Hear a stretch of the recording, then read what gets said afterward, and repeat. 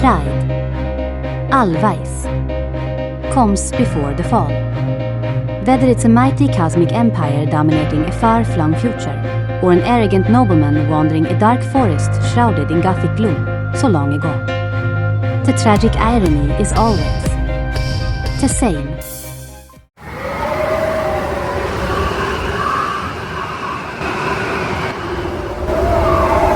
My own foolish pride has torn my life asunder, ripped my one true love from my arms forever, and shattered a delicate balance that had endured for centuries. Come, sit beside the fire and hear this old man's tale of woe. In the year of our Lord, 1625, I, the Duke of Caldwell, was a youth given everything a man could possibly desire, save for love. My faithful service to His Majesty, Charles I, had brought me adventure and glory on the battlefield. My noble title, granting dominion of a small, but beautiful, fiefdom. But Cupid's arrow always failed to hit the mark whenever my lonely heart yearned for the companionship so basic, and essential to my youthful nature. Until that one bleak winter morn, I was riding my magnificent white stallion through the deep rifts of snow when the sweetest music to ever grace my ears cast a spell over me. Bewitched, I followed the melancholy notes dancing in the brisk air, coming at last to a simple peasant girl, perched on an outcropping of snow-covered stones. Her flock of sheep scattered all about, foraging for scraps of bark, and whiffs of hardy plants, stubbornly clinging to life, in spite of the relentless snow. My beloved Annabelle. She lowered her flute, her sparkling eyes locked on mine. Her simple, corseted gown rumpled and well worn, her boots little more than fur pelts stitched together.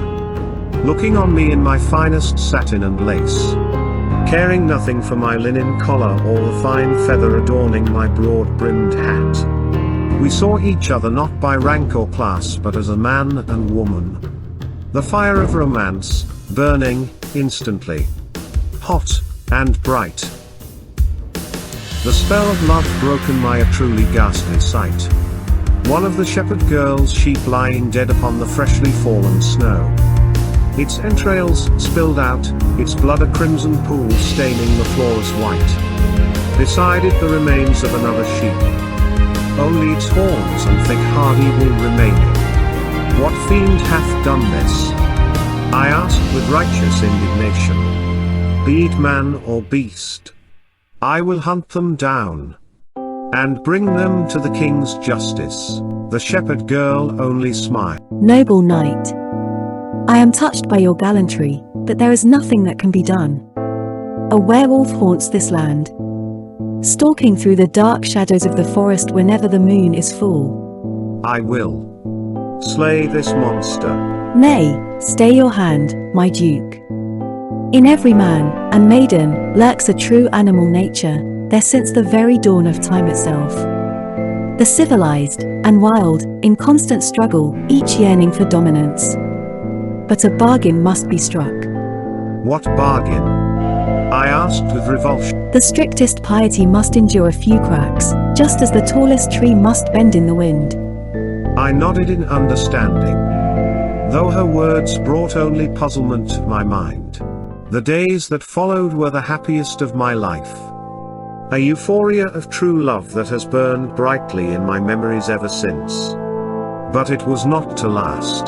The thought of that vile creature, lurking through the night, stalking my beloved's prized flock, preoccupying my every thought. Despite Annabelle's endless pleading, to let it be. The sun cannot always brighten the sky, she would say. Nor can the moon rule the darkness forever. You must accept the balance of nature. For if you seek to tip the scales too far, the entire tapestry will unravel.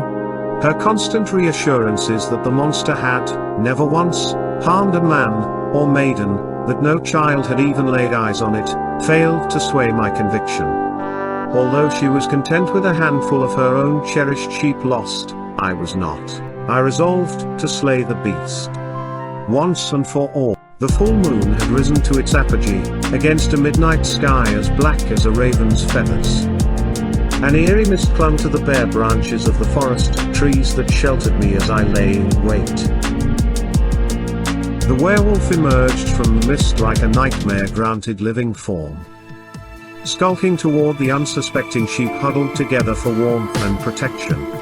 "Have at you!" I shouted as I seized my moment, charging the monster with a howl of fury. My stance flawless. One fist clenched behind my back. My rapier thrusting again and again. The fine steel clanging with the impact of those frightful claws.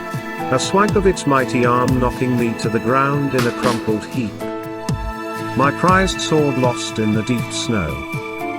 Undaunted, I leapt onto the monster's broad shoulders, trying in vain to choke the life out of the huge, hulking beast. The animalistic strength was too much. The beast flinging me down like a rag doll. But, just as all seemed lost, I was on my feet in an instant. I drew my pistol and fired a single carefully aimed shot, the werewolf frozen in its deadly pounce. The bullet of pure silver, blessed by the Archbishop of Canterbury himself, piercing the monster's heart. My jubilation in my hard-fought victory melting away as I gazed deeply into the eyes of the dying creature. Saturated with sadness. To my everlasting devastation. I bore witness to the metamorphosis of the monster back into its human form.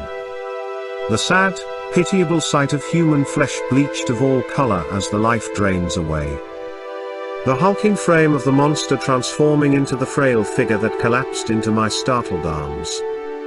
Those sorrowful, lifeless eyes locked on mine as I cried out. My wail of anguish shattering the perfect stillness of midnight. My beloved ANNABELLE.